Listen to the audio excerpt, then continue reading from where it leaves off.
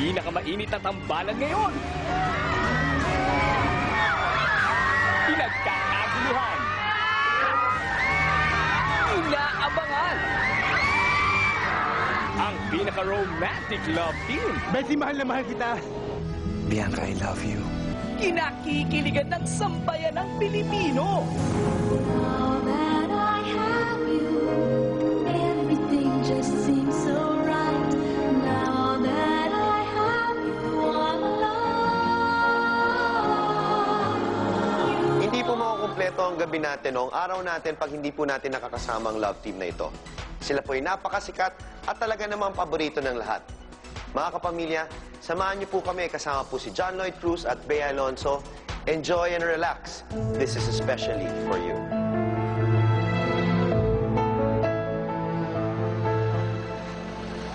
Kadarating lang ni John Lloyd sa set na Ikaw ang Lahat sa Akin. Nasa loob si Bea at wala siyang kamalay-malay na sosurpresahin pala siya ng ka-love team. Ito?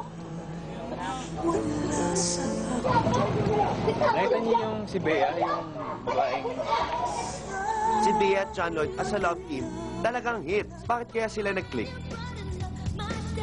Siguro yun yung chemistry that we have na nagustuhan talaga ng tao. And yun nga, di ba, sabi nga nila, chemistry is something that you can't create, no, out of two persons.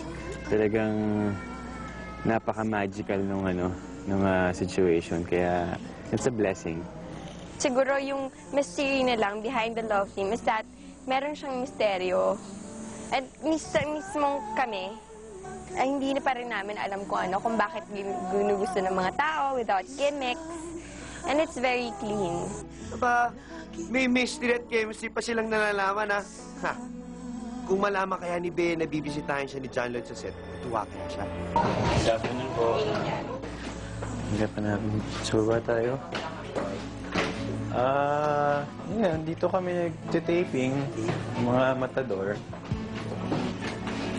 Ito yung standby area namin, and now we're looking for Bea.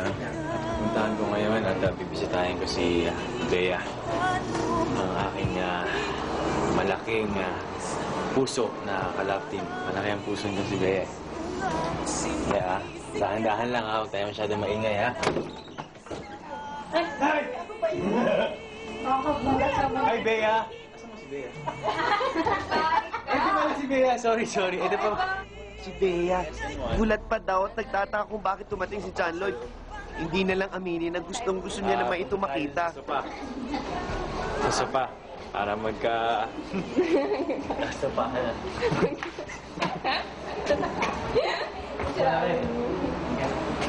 Kwentuhan mo ako tungkol kay... Ay, huwag na. Alam mo, ikaw ba naman? Kwentuhan mo ako kay tungkol kay... Nandito ako dahil suot ang dalawin. So, pag-usapan natin, how's your love life? I mean, how's your life? How are you? Ganito daw ang palagi nilang usapan. At ganito rin daw sila ka-sweet sa isa't isa. Speaking of sweetness, alam niyo ba na meron silang mga paboritong kilig moments sa kanilang mga naging projects together? Para kay Bea, Sa Kaitagal, yung paborito ng lahat ng fans, yung bathroom scene. Kasi yun yung first na scene namin doon sa Kaitagal na nag-open up kami sa isa't isa. And yun talaga yung all-time favorite ng fans. paborito niya ang... So now that I have you, romantic, no? Yung ending ng Now That I Have You. So it might be yun dun sa kasal. Yung hinahabol niya ako na, mahal mo ko, ganyan. Eh si John Lloyd kaya? Aba, syempre may favorites din siya. We had to give the audience something big. Kaya, ayun, kahit na merong mga sinacrifice na emotions para lang ma-achieve yung kiss, tinuloy namin. Mamaya abangan niyo yan, ha? Bago yan, relax muna kayo at makisabay sa party ng mga...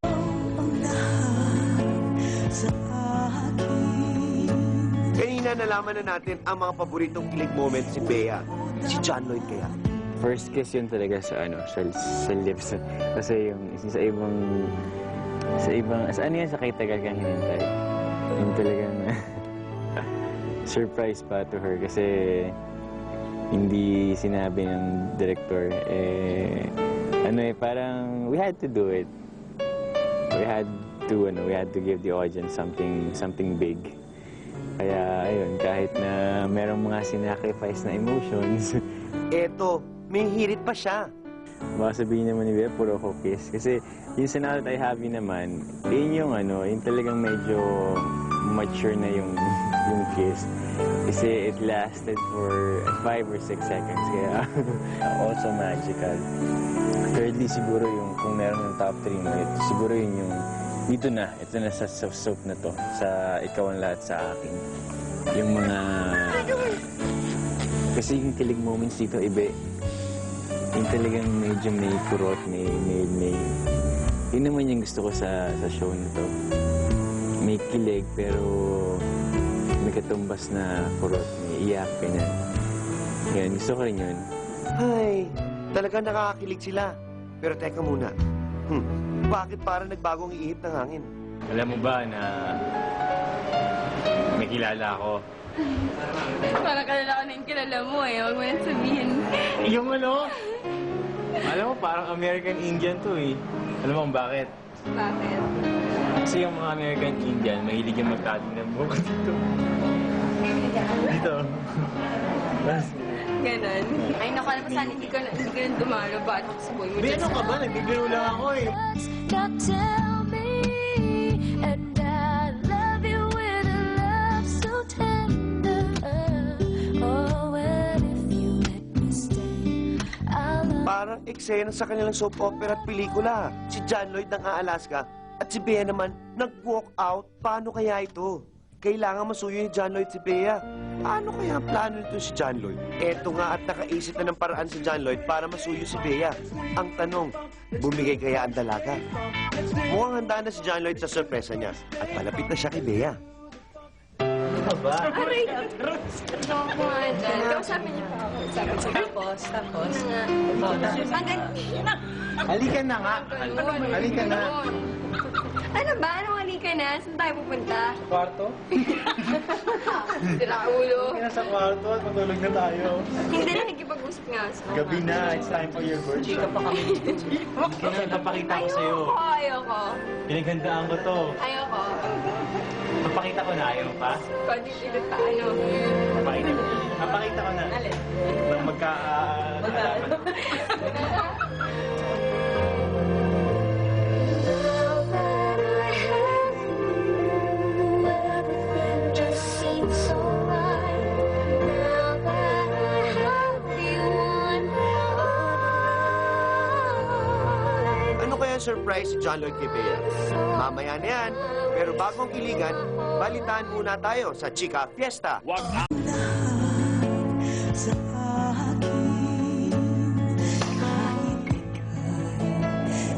Sama na ha? Sama na dali. Sama na ha? Wow! Isang surprise picnic date pa lang hinanda ni John Lloyd para kay Bea. Talaga namang nagulat ang dalaga.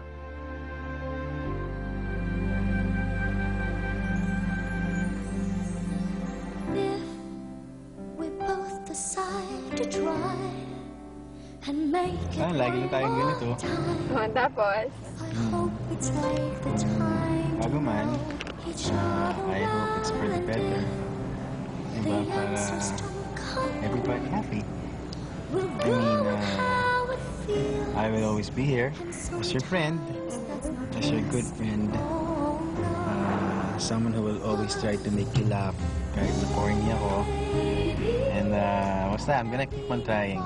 falling stars. You know naman, how much happiness it brings me pagka nakikita kahit ang naniningkit na yung mata mo at tatawa. Lang mag-thank you. Yun nga, for always making me laugh. And, oo, kahit pa, totoo naman yung sinabi mo yun. Napapasmile mo ako palagi. In fairness to you, walang nalagi. Sana maging happy ka na talaga. Well, I know you're happy. Sana mas matagal pa tayo magkatrabaho and sana mas matagal pa tayo maging friends if ever hindi na tayo magkatrabaho.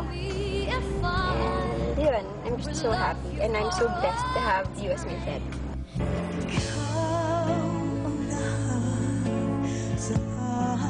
Akala nyo tapos na ang kilig afternoon na talaga namang especially for you. Ito pa ang back-to-back na regalo namin para sa inyo. What can you say? anong nararamdaman mo na ito with all the endorsements na meron ka ngayon and all the blessings you have? It's been overwhelming with joy. And kasi nung nagsimula ako, ang unang paycheck ko is, it was only 1,500. So, syempre, na-compete ko na. Ngayon, Hindi ako nga sa ngayon. 150. Mga 1.5. Tapos naisip ko na, in 1 month, pwede akong, okay na to, laki na nito. Malaki na actually, kung tutusin. Tapos ngayon, so, ang daming mga pumapasok na endorsements, ang daming hindi ka nawawalan ng palabas, kaya... Aba naman, talagang ang layo ng narating nito si John Lloyd. Siya ay nagsimula sa Star Circle Batch 5. After niyang ma-launch, ay napabilang siya sa grupong Kulits kasama sina Mark Solis at Baron Geisler. Ano si John Lloyd pag hindi nagtatrabaho? Ano lang, simple lang. Typical, gising ka na medyo late na. Di ba? Wala kang trabaho eh. Para sa akin, napaka-precious nung I get to have lunch with my family. Get to watch a good movie. Tapos yung makapag-dinner ka with some friends. Perfect day na yun. Pagka wala akong ginagawa. Relax lang, no? Oo, ganun lang. Chill ka lang doon. Kilala niyo ba ang idol ni John Lloyd Cruz sa local showbiz? Ito ay walang iba kundi si Aga Mulak. Bakit kaya? Alam mo na nakilala ko si Aga, napakaganda ng disposition niya sa buhay. And I can't... way? How he live his life. Simple lang. Trabaho niya, yung mga discarded niya sa trabaho. Yung pakikisama niya sa tao. Right. Parang nakilala ko siya, parang ito yung taong gusto ko pang mas makilala ng gusto. At talagang he sets a good example sa mga kagaya ko, yung mga kaedad ko. Pero naman, ang idol niyang si Aga, pamilyadong tao na. Si John Lloyd, hindi ba naghahanap ng babaeng magiging inspirasyon niya?